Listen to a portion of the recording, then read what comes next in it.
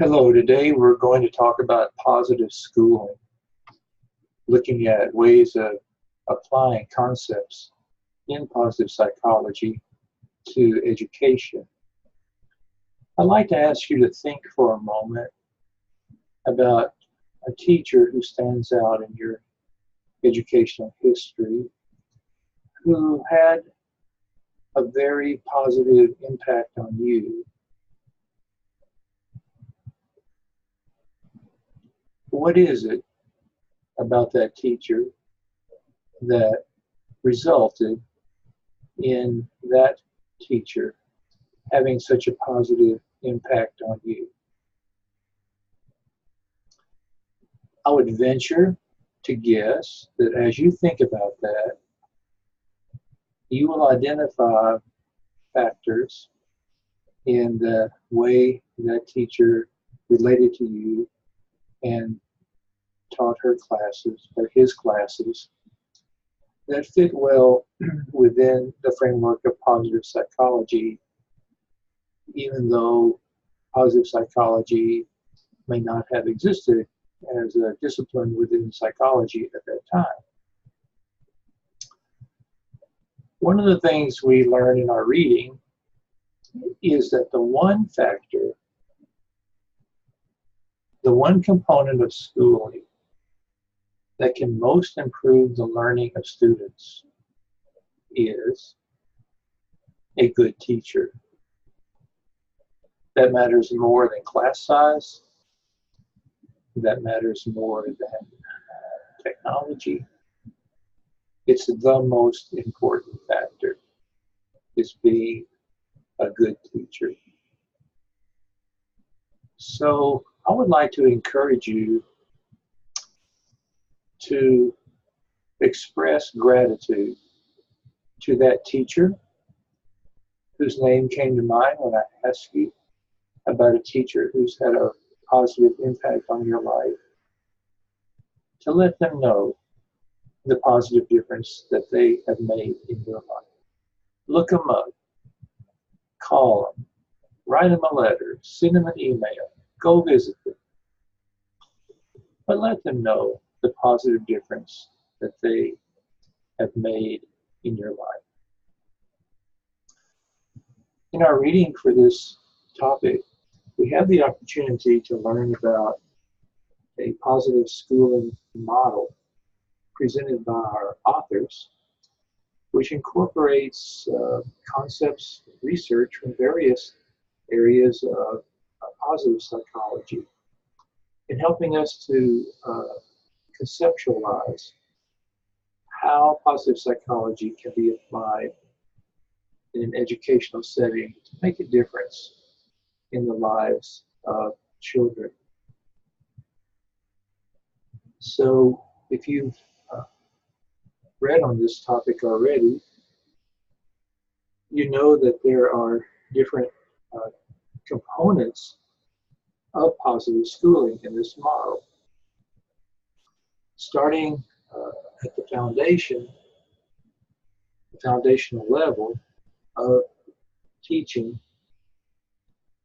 care, trust, and respect for diversity provides the basis for effective teaching and learning, followed by plans, motivation, and goals, followed next by hope, and then finally the fourth area is societal contributions.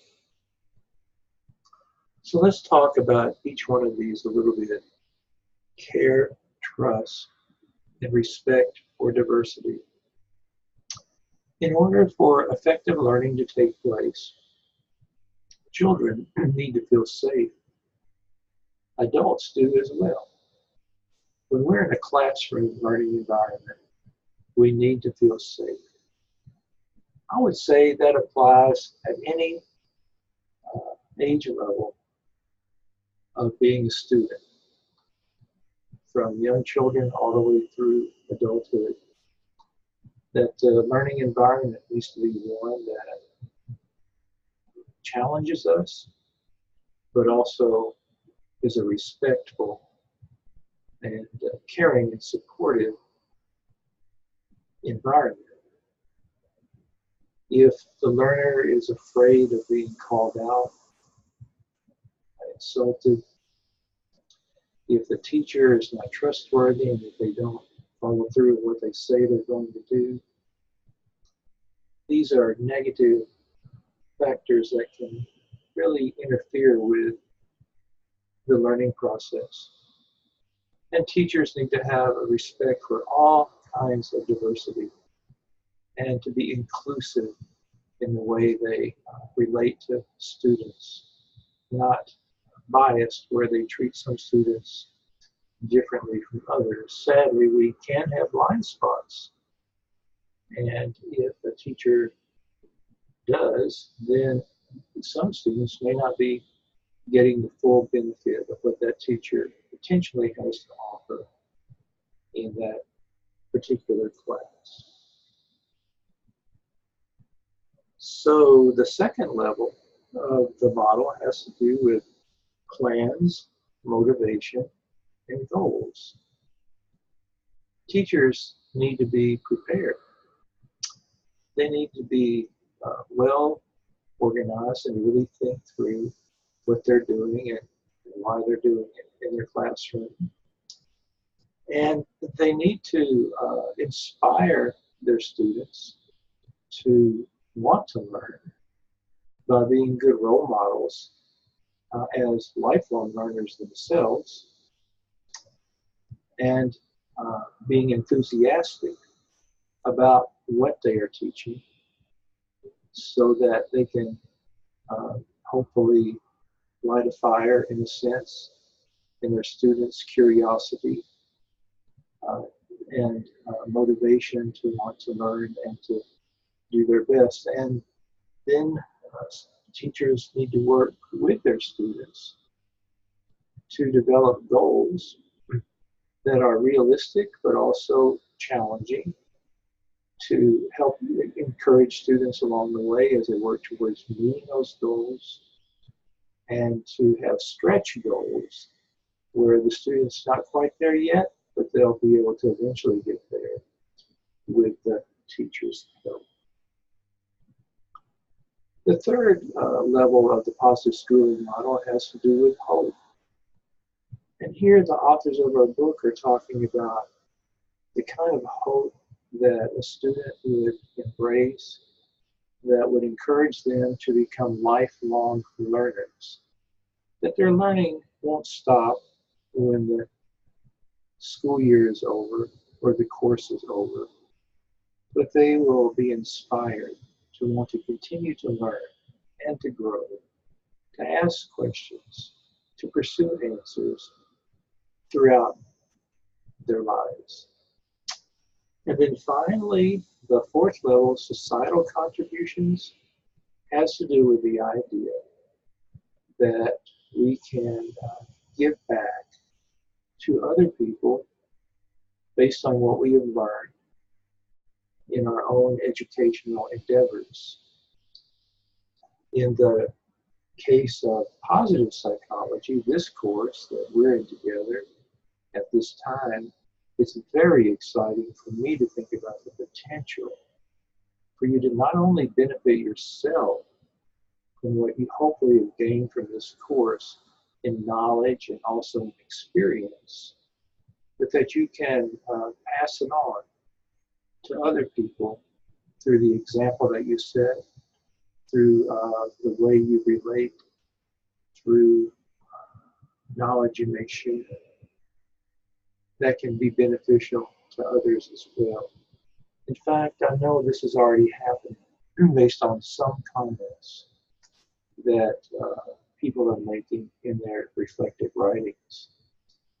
This is one of the reasons why I really believe in and enjoy teaching this course, because I have found it to make a big difference in the lives of many students who have taken it. One other point I would like to touch on from this section on positive schooling is the work on helping students to become more aware of their strengths and how they can work on building on those strengths in their educational endeavors. In your readings, you will learn that the Clifton Strengths Finder has been used in educational settings to help students get a better understanding of their strengths. And in fact, there's a workbook that students can complete once they've taken the Clifton Strengths Finder in order to be able to figure out ways of incorporating their strengths into their daily lives in ways that can help to enhance their learning and the quality of their lives. Soon, in another video, we're going to be talking about the application of positive psychology to work. And the Clifton Strengths Finder has also been used in work settings to help employees to better realize their potential in their work as well. Thank you.